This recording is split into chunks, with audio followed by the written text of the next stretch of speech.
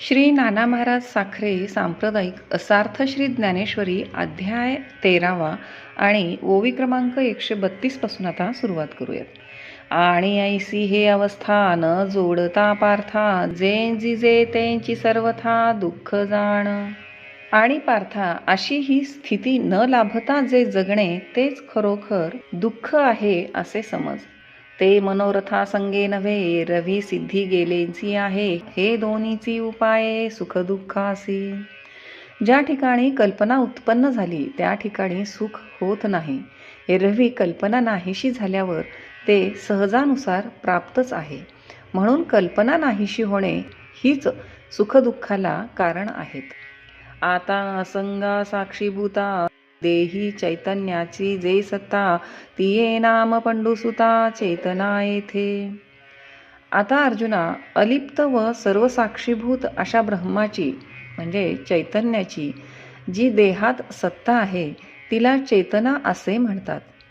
जे नखौनी केशवरी उभी जागे शरीरी, जे तिही अवस्थांतरी पालटेना. या शरीरात जी नखशिखांत नेहमी जागृत असते व जागृती, स्वप्न, सुषुप्ती या तिन्ही अवस्थांमध्ये जिच्यात फरक पडत नाही. मनबुद्ध्यादी याघवी, जिये चेनी टवटवी, प्रकृती वनमाधवी सदांची जे. जिच्या योगाने मन, बुद्धी इत्यादिकांना टवटवीत ठेवते व जी मायारूप मनाला नेहमी वसंत ऋतूप्रमाणे ताजी ठेवते. जडा जडी अंशी रहाटे जे सरीसी, ते चेतना गा सुजसी लटिके नाही. आणि जड व चेतन वस्तूत जिचा अंतरात्मा सारखा संचार असतो, अंशरूपाने तिला चेतना असे म्हणतात, यात संशय नाही. पै रावो परिवारू नेणे, आज्ञाची परचक्र जिने, का चंद्राचे निपूर्णपणे सिंधू भरती. हे पहा, राजा जसा आपल्या लवात जम्यास जाणत नसून त्याच्या फक्त आज्ञेनेच त्याची प्रजा परचक्रास जिंकिते, किंवा चंद्राच्या योगाने जशी समुद्रास भरती येते. नाना भ्रामकाचे सन्निधान, लोहो करी सचेतन, का सूर्य संगोजन चेष्टविगा. अथवा लोहचुंबकाच्या सान्निध्याने जसा लोखंडास चंचलपणा येतो, किंवा सूर्याचा प्रकाश जसा सर्व जीवांकडून व्यापार घडवितो. अगामुख मेळे विण, पिलियाचे पोषण, करी निरीक्षण कूर्मी जेवी. अथवा स्तनास तोंड लावल्याशिवाय कांसवी ज्याप्रमाणे केवळ नजरेनेच आपल्या पिलांचे पोषण करीते. पार्थात या परी आत्मसंगती इये शरीरी, सजीवत्वाचा करी उपेगू जडा. त्याप्रमाणे अर्जुना, या शरीरात जी आत्म्याच्या संमतीने जड वस्तूला सजीवपणा आणते, मग ती येते चेतना म्हणिपे पै अर्जुना, आता धृती विवंचना भेदू ऐक. तिलाच बाबा रे चेतना हे नाव आहे. आता धैर्याचे भेद कोणते आहेत ते ऐक. तरी भूता परस्परे उघड जाती स्वभाव वैरे, नव्हे पृथ्वी ते निरे न नाशी जे. पंचतत्वाचे एकमेकांशी जाती स्वभावावरून उघड वैर असते. पहा की, पाणी हे पृथ्वीचा नाश करीत नाही का. नीराते आटी तेज, तेजा वायूंसी झुंज, आणि गगन तव सहज वायू भक्षी. पाण्याचे शोषण तेज करते, तेज वायूबरोबर झगडते, आणि आकाश हे वायूस सहज खाऊन टाकते. तेवीची कोणेही वेळे, आपण काही सयाही न मिळे, आंतुरी गोनी वेगळे आकाश हे. त्याचप्रमाणे कधीही कशाबरोबर न मिळता सर्वत्र ओतप्रोत भरलेले असून आकाश वेगळे असते. ऐसी पांचही भूते न साहती एकमेकांते, किंतीही ऐक्याते देहासी येती. अशा प्रकारे पंचमहाभूते एकमेकांशी विरुद्ध असूनही देहामध्ये एकत्र राहतात. द्वंद्वाची उखीविखी सोडून वसती, एकेकाते पोखी निज गुणेगा. दुजेपणाचा वादविवाद सोडून एकत्र राहून जी आपल्या गुणांनी एकमेकांचे पोषण करीतात. ऐसे न मिळे तया साजणे, चळे धैर्य जेणे, तया नाव म्हणे धृती मी गा. याप्रमाणे न होणारी मैत्री जिच्या योगाने होते व धैर्य कायम राहते, त्या वृत्तीला मी धृती असे म्हणतो. आणि जीवेंसी पांडवा या 36 मेळावा, तो हा एथ जाणावा संघातू पैगा. आणि हे पांडवा, जीवासह या 36 तत्वांचे जे ऐक्य होते त्यालाच संघात असे म्हणतात. एवं 36 भेद सांगितले तुझ विशद, यया एतुलेया ते प्रसिद्ध क्षेत्र म्हणिजे. याप्रमाणे हे 36 भेद तुला स्पष्ट रीतीने सांगितले व या सर्वांना मिळून क्षेत्र हे नाव प्राप्त झाले.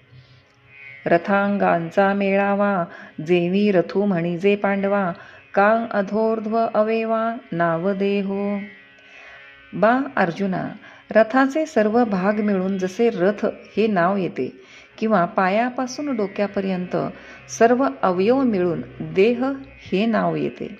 करी तुरंग समाजे सेना नाम निपजे, काम वाक्ये म्हणिपती पुंजे अक्षरांचे.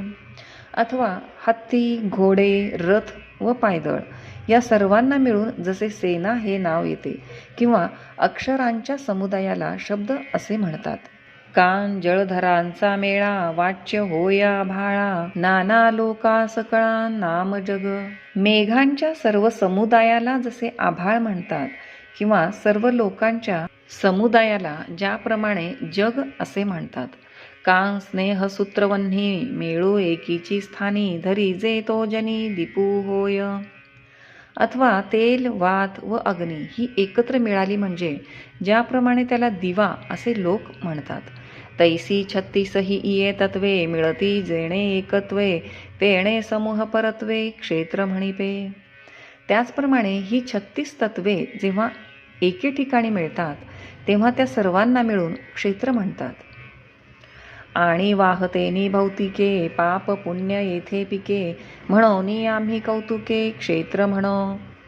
आणि सर्व प्राणी जगतात राहून जी पापाची किंवा पुण्याची कमाई येथे करतात तेच पीक समजून त्यास आम्ही क्षेत्र किंवा शेते असे कौतुकाने म्हटले. आणि एकाचे निमते, देह म्हणती येयाते, परी असो हे अनंते नामे येया. आणि कोणी क्षेत्रास देह असे म्हणतात, पण ते असो, याला अनेक नावे आहेत. पै परतत्वा आरवते, स्थावरा अंतवते, जे काही होते जाते ते क्षेत्रची हे. हे पहा, ब्रह्माच्या अलीकडे ब्रह्मदेवापासून स्थावर जंगमापर्यंत जेवढे काही निर्माण होते व लय पावते ते क्षेत्रच होय. हे क्षेत्राचे मुख्य लक्षण होय. परी सूर नर उरगी, घडत आहे योनी विभागी, ते गुणकर्म संगी पडिले साते. परंतु देव, मनुष्य, सर्प असे निरनिराळे योनीत जे निर्माण होतात ते सत्व, रज व तम या गुणांनी संगती घडल्याने उत्पन्न होतात. हेची गुणविवंचना पुढा म्हणी पैल अर्जुना, प्रस्तुत आता तुझ ज्ञाना रूप दाऊ. अर्जुना, ह्या गुणांचा विचार पुढे 14व्या अध्यायात सांगू. सध्या तुला ज्ञानाचे स्वरूप काय आहे ते सांगतो. क्षेत्र तव सविस्तर सांगितले सविकार, म्हणोनी आता उदार ज्ञान ऐके. क्षेत्राचे सविस्तर स्वरूप विकारासह तुला सांगितले, तर यापुढे ज्यापासून मोक्षप्राप्ती होते त्या उदार ज्ञानाविषयी तुला सांगतो ते ऐक. जया ज्ञाना लागी गगन गिळताती योगी, स्वर्गाची आडवंगी उमरडोनी. ज्या ज्ञानाकरिता योगी लोक स्वर्गाचा आडमार्ग ओलांडून ब्रह्मरंध्र आकाश गिळून टाकतात. न करीती सिद्धीची चाड, न धरीती रुद्धीची भीड, योगा ऐसे दुवाड हेळसिती. सिद्धीची गरज बाळगीत नाहीत, रुद्धीची भीड धरीत नाहीत व कठीण असे जे योग साधन त्याची अवहेलना करीतात. तपोदुर्गे ओलांडित, कृतकोटी ओवांडित, उलथुनी सांडित कर्मवल्ली. तपोरूपी किल्ले ओलांडून कोट्यावधी यज्ञ ओवाळून टाकून कर्मकांड रूप वेली उपटून टाकतात. नाना भजन मार्गी धावत उघडिया अंगी, एक रिगताती सुरंगी सुषुम्नेची ये. पुष्कळ प्रकारचे उपासना मार्ग स्वीकारून कोणी उघड्या अंगानेच वागतात व कोणी सुषुम्नेच्या गुप्त मार्गाने जातात. ऐसी जिये ज्ञानी मुनीश्वरांसी उतान्ही, वेदतरुच्या पानोवानी हिंडताती. असे जे ज्ञान त्याच्या प्राप्तीकरिता सर्व ऋषी उत्कट इच्छा मनात धारण करून वेदरूपी झाडाच्या पानांवरून हिंडतात, वेदात सांगितलेल्या सर्व मार्गाचे शोधन करीतात. देईल गुरुसेवा या बुद्धी पांडवा, जन्मशतांचा सांडोवा टाकीत जे. हे पांडवा, गुरुची सेवा केली असता त्यापासून ज्ञानप्राप्ती होईल या बुद्धीने पुढील येणाऱ्या अनेक जन्माची गुरुसेवेवरून ओवाळणी करीतात. जया ज्ञानाची रिगवणी विद्ये उणे आणि जीवात्मया बुझावणी मांडूनी दे. ज्या ज्ञानाची प्राप्ती झाली असता अज्ञान नाहीसे होते व जीवाचे आणि आत्म्याचे ऐक्य होते. जे इंद्रियांची द्वारे आडी प्रवृत्तीचे पाय मोडी, जे दैन्याची फेडी मानसाचे. जे ज्ञान इंद्रियास विषयांची इच्छा होऊ देत नाही, कर्माची हाव मोडून टाकते व मनाची काळजी दूर करते. द्वैताचा दुकाळू रूप आहे, साम्याचे सुयाणे होये, जया ज्ञानाची सोये ऐसे करी. ज्या ज्ञानाचा लाभ झाला असता द्वैताचा अभाव होतो व अद्वैताचा सुकाळ होतो. मदाचा ठाऊची पुसी, जे महामोहाते ग्रासी, नेदी आप परू ऐसी भाष उरो. ज्याच्या योगाने गर्व उरत नाही, जे मायेला थारा देत नाही व ज्याच्या ठिकाणी आपपर भाव उरत नाही. जे संसाराते उन्मोळी, संकल्प पंकू पाखाळी, अनावराते वेंटाळी ज्ञेयाते जे. जे संसाराला उपटून टाकीते, संकल्परूपी चिखल धुवून टाकीते व सर्वव्यापक परब्रह्माची भेट करून देते. जयाचे नि झालेपणे पांगुळा होई जे प्राणे, जयाचे नि विंदाणे जग हे चेष्टे. जे प्राप्त झाले असता प्राण पांगळा होतो, इंद्रियांकडून विषयोपभोग मिळविण्याची त्याची हाव बंद होते व ज्याच्या सत्तेने जगतातील व्यापार चालतात.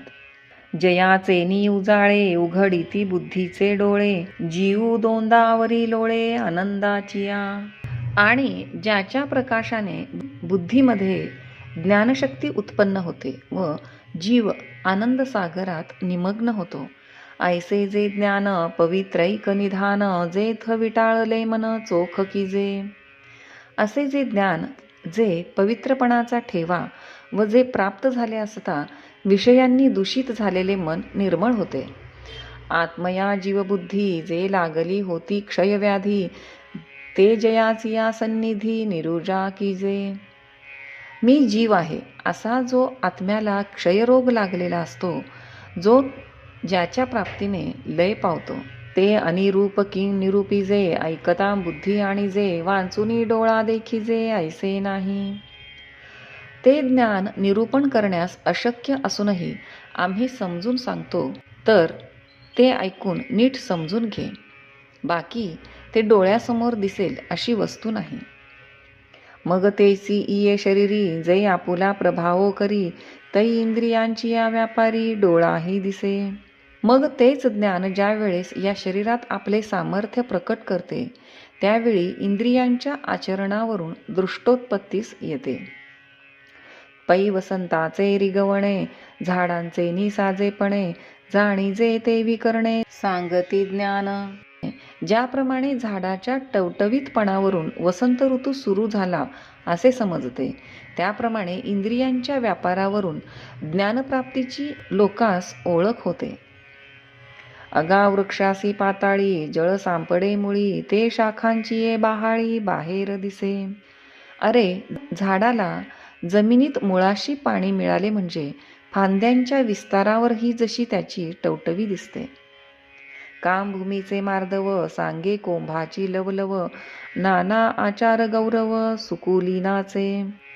अथवा कोंभाच्या कोवळेपणावरून जसा जमिनीचा मृदूपणा दिसून येतो, किंवा कुलीन मनुष्याच्या वागण्याच्या पद्धतीवरून त्याचा थोरपणा दिसून येतो. अथवा संभ्रमाची या आयती, स्नेहो जैसा ये व्यक्ती, कान दर्शनाची ये प्रशस्ती पुण्यपुरुष. अथवा आदरातिथ्यावरून जसा स्नेहभाव दृष्टीस पडतो, किंवा एखाद्याचे दर्शन होताच मनाला प्रसन्न वाटल्यामुळे हा पुण्यपुरुष आहे असे कळून येते. ना तरी केळी कापूर झाला, जेवी परिमळे जाणो आला, काम भिंगारी दिपू ठेविला बाहेरी फांके. अथवा केळीत उत्पन्न झालेला कापूर जसा वासावरून ओळखता येतो, किंवा तावदानात ठेविलेल्या दिव्याचा प्रकाश सभोवार पसरतो, तैसे हृदयींचे निज्ञाने जिये देही उमटती चिन्हे, तिये सांगो आता अवधाने चांगे ऐक. त्याप्रमाणे हृदयातील ज्ञानाने जी शरीरावर त्याची लक्षणे दृष्टीस पडतात ती आता सांगतो, लक्ष देऊन उत्तम रीतीने ऐक. यापुढील श्लोक आणि ओव्या उद्याच्या भागात.